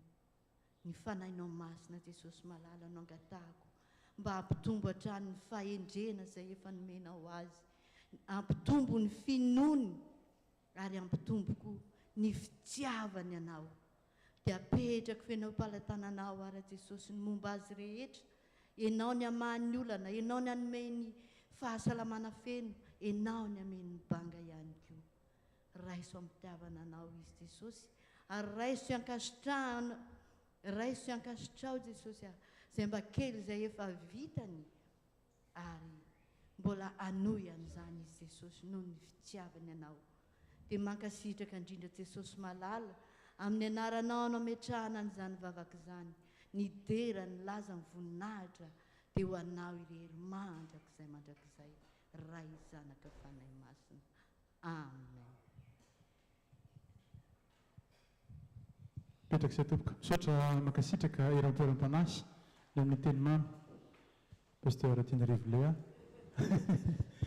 taty voahirana mitondra ny vavaka. Eny ny lohatsampana sy ireo sampana samihafa dia ny tompo Jesosy any amaly fitia ary ankoa androtsaka ny fitahiny sy ny fahasoavany amintsika tsirairay avy, ary dia manaroatra ankoa ny amin'ny hoe misotenany ray rehetra izay no arabainareo to ankoa ny tompony amaly fitia anareo tsirairay avy ny fiangonana ny sampana rehetra ny amin'izany.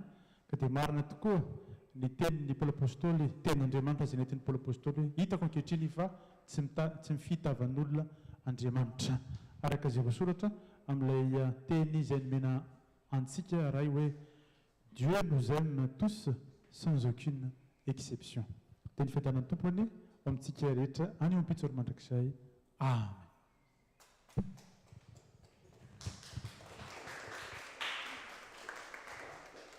Sotran'Andriamanitra lehibe tsika amin'izany rehetra izany ary dia andeha kositsika iroso vavaka ho an'ny firenena malagasy. Mialohan'ny irosona ambavaka dia manasa ny atoko-piranao ny hira mamela ny nosinay.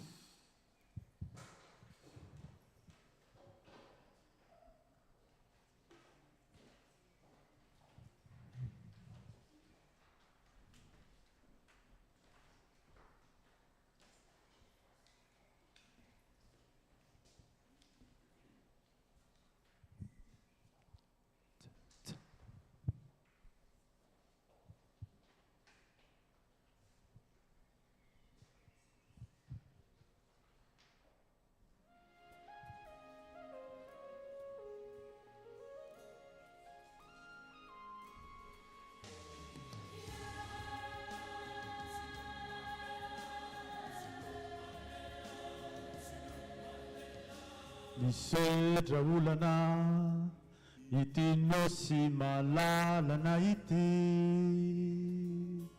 mangataka aminao zahay Kristy,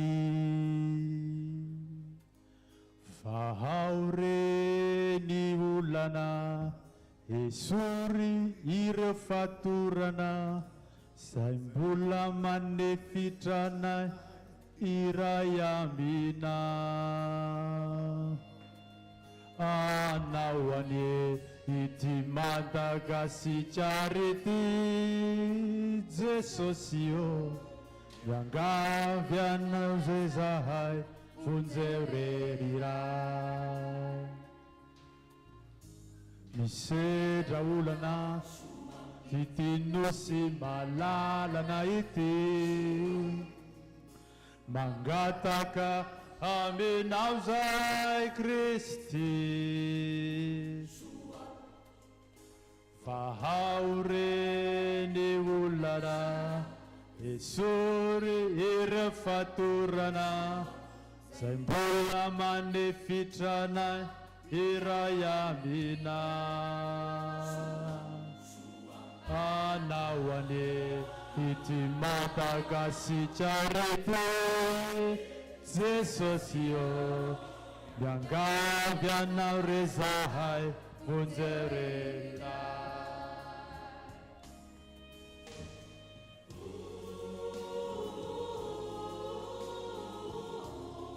Ampio zahay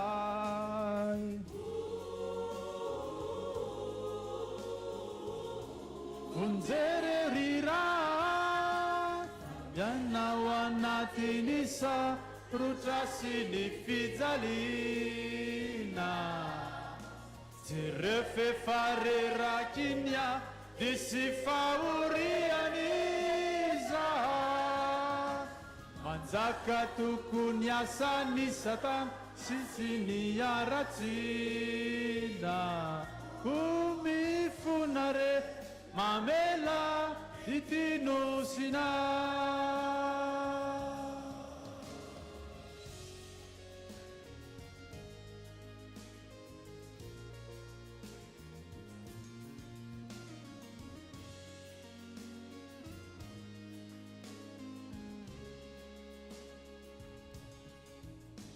Misedra olana ity nosy malalana ity,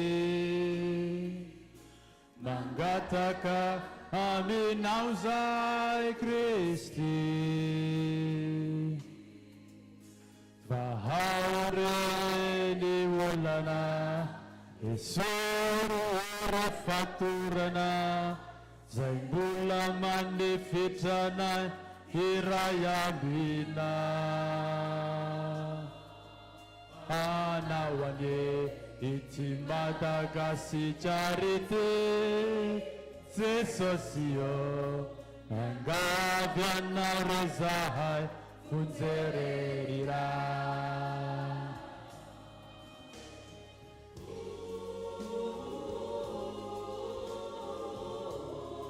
ampio zahay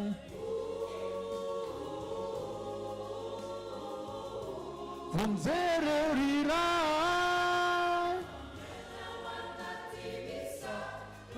Sini fizalina Zerefe farera kinya Disi faurianiza Manzaka tukunya sanisata Sini yaratsina Kumifunare mamela itinusina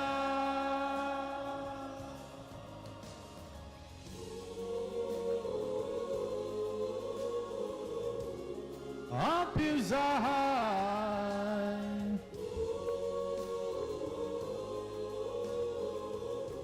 fonjererira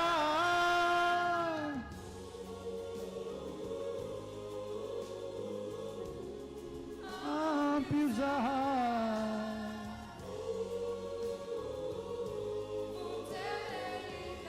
amelai lusinai amelai lusinai amelai lusinai amelai lusinai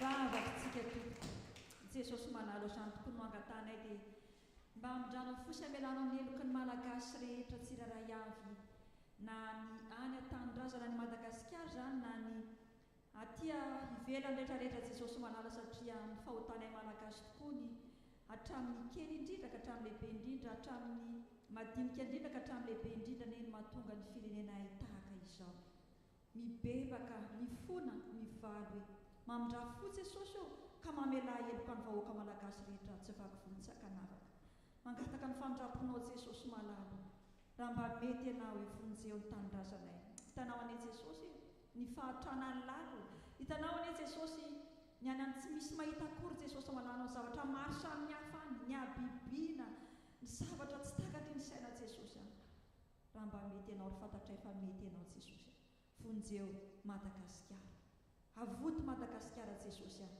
ary dia ampaherezo araka ny aben'indra fonao sy ny fitiavanao amin'ity andro an'ity izay tserovanay jesosy ny nazahoana ny fahaleovatena oka jesosy malalo tsy anjaka ny fitiavatena fa aoka mba hifampitsinjo reo izay nomenao ny fahefana rehetra mba hijeriny vahoaka madinika tsiraray avy jesosy malalo fantatray fa haina atao ny zavatra rehetra dia ampianaro iray saina iray fo ny malagasy tsiraray avy jesosy malalo na ny atandrazana zany na ny ty ivelany indrindra jesosy raha mijery manokana ny malagasy ty ivelany dia onena jesosy mijery par rapport an'ireo taoke firenena maro samihafa satria izay malagasy aty ivelany jesosy dia tsy mahay mifankaty fa fampiatsara velatsy manao tsindrifalavo ary manao azo manana jesosy manana fa eo amin'ny alalan'ny fanainao masina ny tsiraray avy ahatsiaro fa vahiny sy mpivahiny ary fandalovana ny eto an-tany ampianaro ifampitana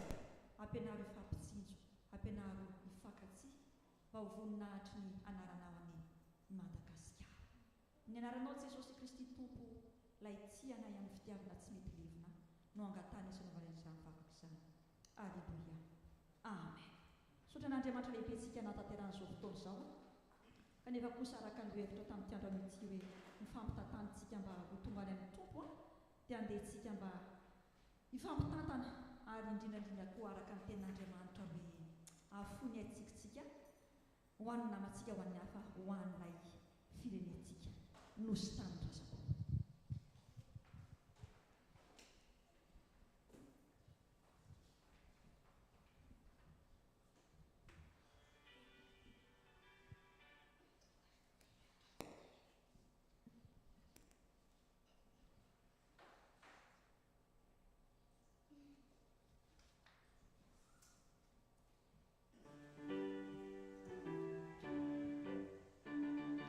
Nosy tany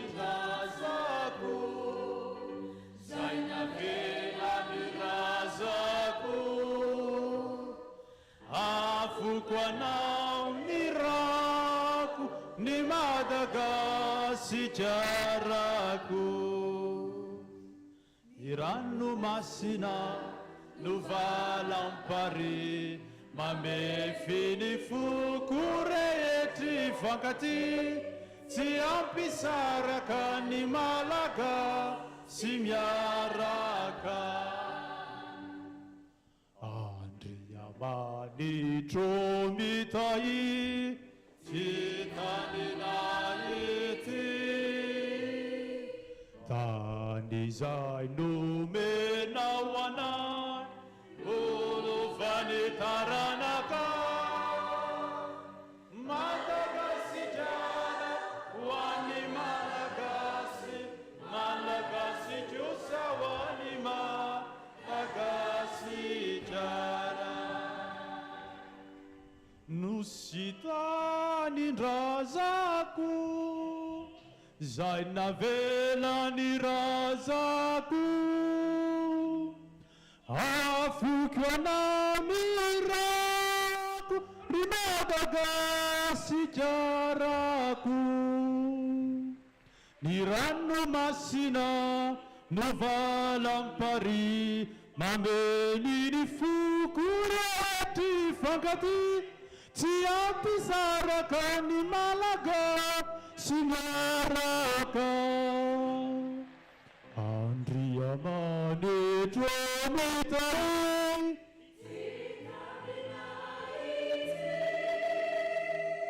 tany izay nomenao anay olovany taranaka Madagasikara ho an'ny malagasy malagasy kosa ho an'ny Madagasikara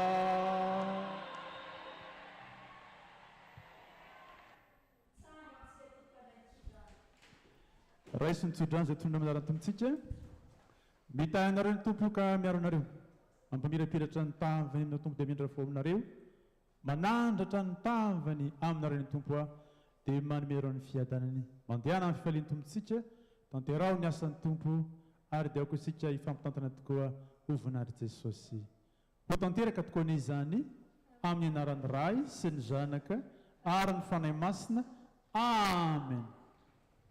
Mialohan'ny sarahantsika riavana dia manasa antsika mba hiara etaeta vetivety atsambotrano fisainana amin'ny mafety firenentsika androany. An'Andriamanitra regana ny voninahitra. Amen. Kobakobatanana ho an'ny rehetra any amin'ny internet rehetra ny YouTube rehetra ny tainy tompo tolotolo.